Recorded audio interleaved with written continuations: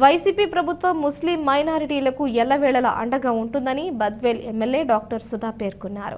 సోమవారం నెల్లూరు రోడ్డులోని స్థానిక వైఎస్ఆర్సీపీ పార్టీ కార్యాలయంలో ముస్లిం మైనారిటీ నాయకులు మీడియా సమావేశం నిర్వహించారు. ఈద్ ముబారక్, రంజాన్ పండుగ శుభాకాంక్షలు. Thank you. మేము తెలుగుదేశం పార్టీ వారికి శుభాకాంక్షలు తెలుపుతున్నాం. ఎందుకంటే మేము చేసిన గొప్పతనాలు మేము నిజంగా మా కమ్యూనిటీకి కూడా చెప్పుకోలేకపోయాం. ఈ ప్రభుత్వం వచ్చిన 5 ఏళ్లలో మనము మా కమ్యూనిటీకి ఏం చేశాము అనేది ఈరోజు మేము గొప్పగా చెప్పుకోవడానికి సంతోషపడుతున్నాం. నిజంగా చెప్తున్నాము. గోవిందరెడ్డి సార్ గారిని పొగిడామని ఎవరో ఒక కార్యకర్త, తెలుగుదేశం కార్యకర్త విమర్శించినారు. పొగడ్డానికి అర్హత ఉన్న వ్యక్తి మా సార్. ఎందుకు అంత గొప్పగా చెప్పగలమంటే, ఫస్ట్ ఎమ్మెల్సీగా ఆయన ఎమ్మెల్యేగా గెలిచినప్పుడే చరిత్ర 6 డీలర్షిప్లు మైనార్టీలకు ఇచ్చిన గొప్ప చరిత్ర మా ఎమ్మెల్సీ సార్ గారి.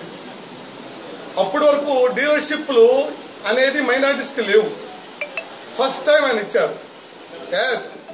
బద్వేల్ నియోజకవర్గంలో పెద్ద మండలం పూర్వమిళ్ళ మండలాధ్యక్షుడు కుమార్ మైనార్టీ, వైస్ చైర్మన్ మళ్ళీ మైనార్టీ.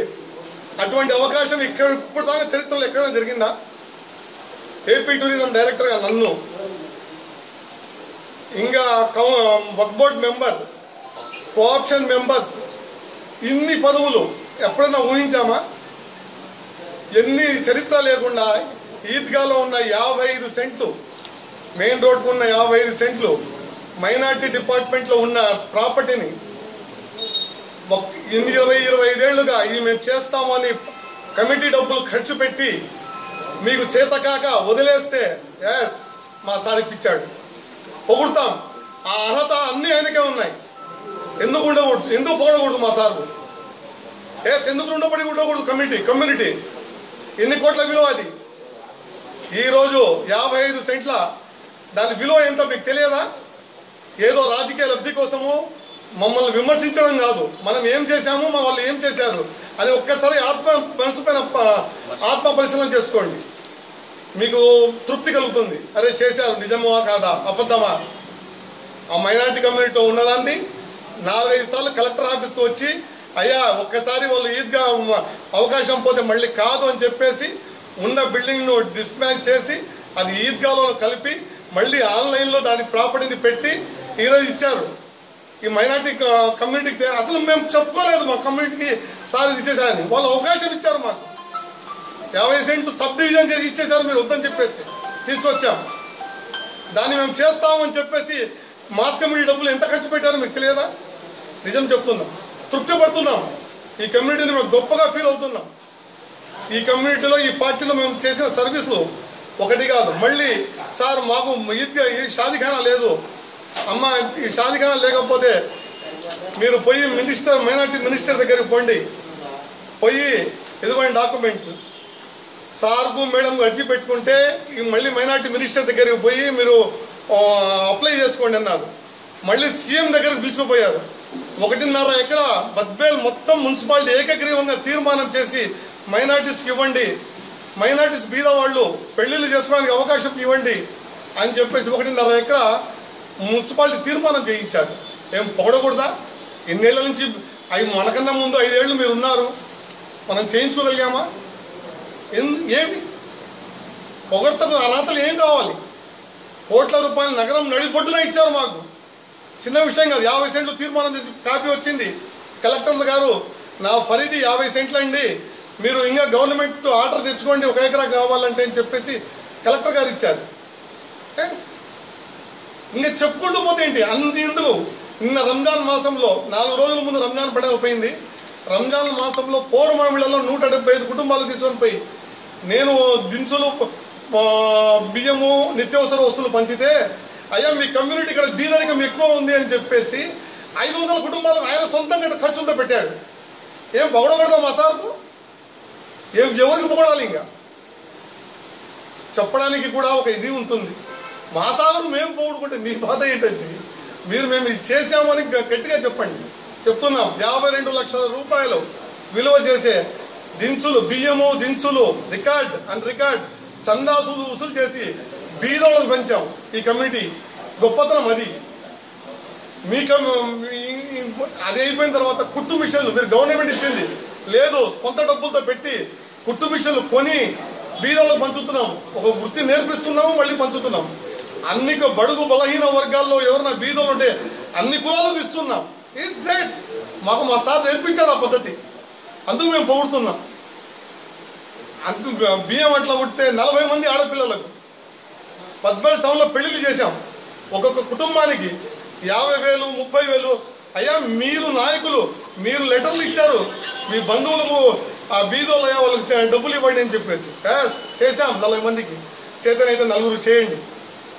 చేతనైతే మేము 52 లక్షలు ఖర్చు పెట్టాము, మీరు 4 లక్షలు ఖర్చు పెట్టి బీదోలకు, బడుగు బలహీన వర్గాలకు, మైనార్టీలకు చేయండి. విమర్శించడం పొగుడుతాం. అది మాకు మా ఎమ్మెల్సీ సార్ నేర్పించాడు. సేవ ఎలా చేయాలి. రాజకీయం అంటే సేవ, రాజకీయం అంటే కబ్జాలు, రాజకీయం అంటే దోపిడీ దరితనము, అది కాదు. సర్వీస్ వేలు పెట్టి చూపించాలి. ఎదురుగా దమ్ము ఉంటే ఈ తప్పు వీళ్ళు చేశారు అని చెప్పేసి చెప్పాలి. అటువంటి ఉండాలి. అది మా కమిటీ, మా సారు మాకు నేర్పించిన పాఠం. మేము కట్టుబడి ఉన్నాం. 1.5 ఎకరాకు మేడం ఎదుగుగానే చెప్తున్నాం. మేడం మాకు తీర్మానం చేశారు, మాకు ఆ ఎకరా కూడా మీరు కేటాయించాలి. ఎందుకంటే మా కమిటీకి మా ఖాజీ ద్వారా మీకు అర్జీ ఇస్తున్నాం. మాకు ఇన్ని చేశారు, ఇంకా చేయాల్సి చాలా ఉన్నాయి. ఈ కమిటీకి ఈ సర్వీస్ చేసే అవకాశాన్ని మా సార్ మాకు కల్పించాడు. ఏంటి మీ కమిటీలు ఇచ్చాం, ఏం చేశారు వద్దు, దాని చర్చకు మేము పోదలుచుకోలేదు. మీరు చేసి చూపించండి. ఒక 2 లక్షలకు మీరు సర్వీస్ చేయండి, 4 లక్షలకు బీదోళ్ళకి ఇవ్వండి. ఎక్కడ మేము చందాలు అడుక్కుంటున్నామో, తెస్తున్నామో, మేము జోబుల నుంచి ఇస్తున్నామో, చేస్తున్నాం. మీ కళ్ళతో మీరు చూస్తున్నారు. ఒక్కొక్క సెక్షన్ ఒక కుటుంబానికి 3,200 రూపాయలు ఇస్తున్నాం.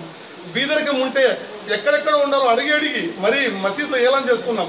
మీ పొరుగున ఏ బడుగు బలహీన వర్గాల్లో ఎవరున్నా చెప్పండి, మేము సర్వీస్ చేస్తాం, రెడీగా ఉన్నాం, మీకు న్యాయం చేస్తామని. మా సార్గా ఇంక ఎవరికి పొగడాలా? మా సార్కు పొగడగా ప్లీజ్ మీరు చేయండి, మీరు మీ నాయకులను పొగుడుకోండి. మేము చెప్పడం లేదు. గమనిస్తే ఎంతోమంది పాలకులు వచ్చారు, కానీ పేదవాళ్ళం కానీ ఎస్పెషల్లీ ఎవరినైనా కూడా పేద బడుగు వాళ్ళంతా నా వాళ్ళు అన్నట్లు ఆలోచించి వాళ్ళ బాగోగులు చూసిన పాలకులు కానీ ముఖ్యమంత్రి వర్యులు కానీ ఇంతవరకు మనం ఎప్పుడు చరిత్రలో చూసాం.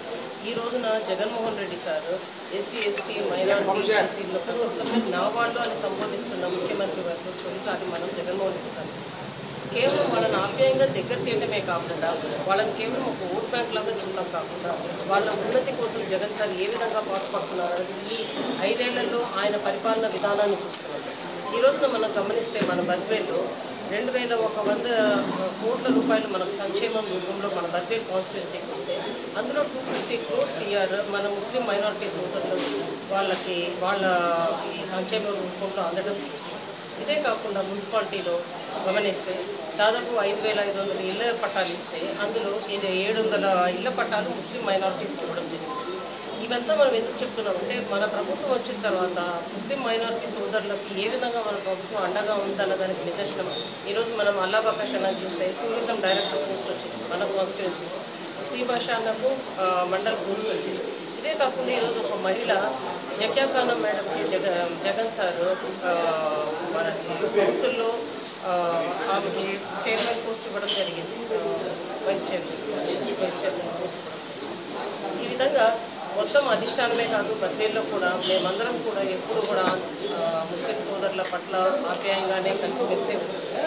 నేను మీ అందరికీ తెలియపరచుకోవడం ఏంటంటే, ఇప్పుడు రాబోయే ఎన్నికల్లో కూడా ఖచ్చితంగా మనము ఏ పార్టీకి మనం ఓటేస్తున్నాం మనకు కూడా ఆలోచించండి. ఎందుకంటే జగన్ సార్ మనస్తత్వం ఏ విధంగా ఉంది, ప్రతి ఒక్కరిని కులానికి, మతాలకి, పార్టీలకు అతీతంగా ప్రతి ఒక్కరిని ప్రేమగా దగ్గర తీసుకొని ప్రతి ఒక్కరికి మంచి సేవ చేసిన వ్యక్తి జగన్మోహన్ రెడ్డి సార్. ఈ రోజున మనము మనం చెప్పడం చాలా ఈజీ, ఎందుకంటే గతంలో కూడా అందరు పాలకుల్ని చూసాం. ఈ రోజున కూడా మనం చూస్తున్నాం ఏ విధంగా ప్రతిపక్షాలు వాళ్ళ మాటల్లో చెప్తున్నారు. వాలంటీర్ సిస్టమ్ని కూడా మేము పదవిలో వస్తే ఈ విధంగా ఉండదు, మా కౌన్సిలర్స్ చెప్పిన మాటే వినాలి, ఇలా చెప్పే వాళ్ళ వీడియోలు కూడా మనం చూసాం. కానీ ఏ రోజు మన ప్రభుత్వం కానీ మన అధిష్టానం కానీ లోకల్గా ఇక్కడ ఉన్న మా పెద్దలు గోవిందరెడ్డి సార్ కానీ ఎవరిమైనా కూడా న్యాయం ఎటువైపు ఉంటే అటువైపే వెళ్ళాలన్నది మా విధానం. జగన్ సార్ కూడా అట్లా నిష్పక్షపాతంగా పరిపాలన చేయటం అన్నది ఒక కొత్త ఒరవడికి సార్ నాంది పలికారన్నది ఎటువంటి అతిశక్తి లేదు. నేను అందరినీ ఆలోచించమని కోరుతున్నాను. ఎస్పెషల్లీ ముస్లిం సోదరులందరినీ కూడా పేరు పేరున ఆలోచించమని చెప్తున్నాను. మనకు మేలు నిష్పక్షపాతంగా జగనన్న చేశారు. అదేవిధంగా మళ్ళీ నెక్స్ట్ ఎలక్షన్ అయిపోయిన తర్వాత కూడా మా గవర్నమెంట్ వస్తే ఖచ్చితంగా ముస్లిం సోదరులందరూ వెన్నట్టు ఉంటాం. వాళ్ళ డెవలప్మెంట్కి వాళ్ళు ఏ విధంగా వాళ్ళు ఎటువంటి వాళ్ళ రిక్వెస్ట్ కానీ వాళ్ళు ఈ డెవలప్మెంట్స్కి మాకు అవసరమని వాళ్ళు ఏవి ఇచ్చినా కూడా వాటన్నిటికి కూడా మనము పూర్తి చేయడానికి ఖచ్చితంగా మేమందరం ఉంటాము. మేము అందరం కలిసి సోదరభావంతో ఉండి మరింత అభివృద్ధి చేసుకోవాలని నేను పేరు